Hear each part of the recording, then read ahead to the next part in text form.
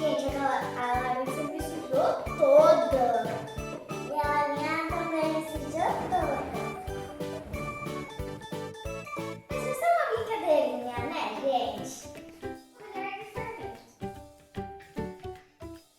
Fica bem gostoso. E sal.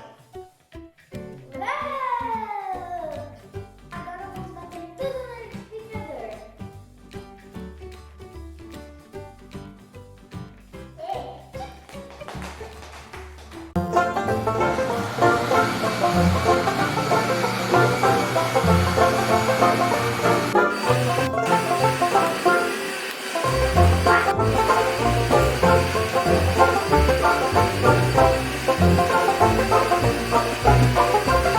Colocar a massa aqui dentro da forma com o óleo.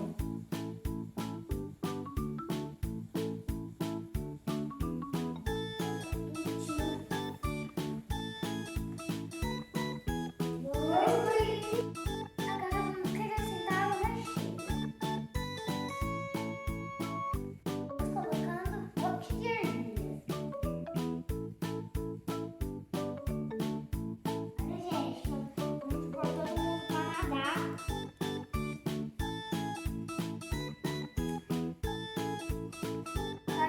Agora o queijo verde.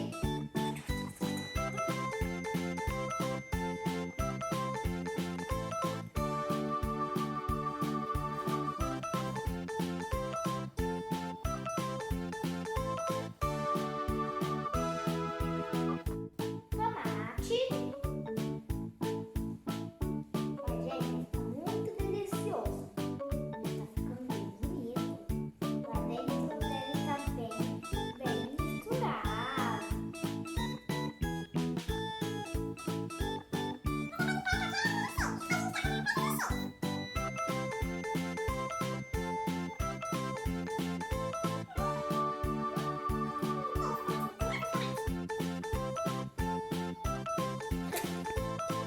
Agora o presunto, vamos despejar com cuidado, fazendo bem assim, gente, para espalhar bem.